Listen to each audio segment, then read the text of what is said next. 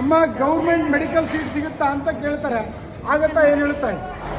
ಆಗತ್ತಾ? ಟ್ರೈ ಮಾಡಿ.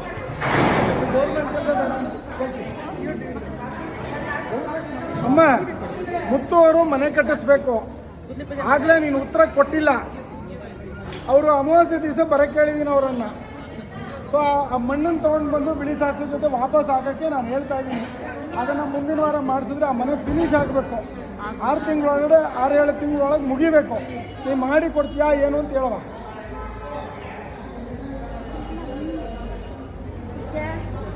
ಇಲ್ಲ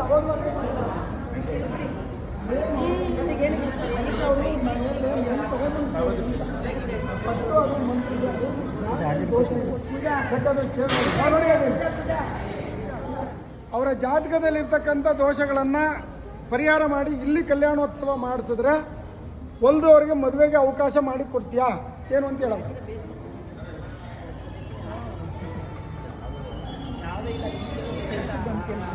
ಸಾಕು, ಒಂದು ಸಾಕು, ತೃಪ್ತಿ ಆಗುದು.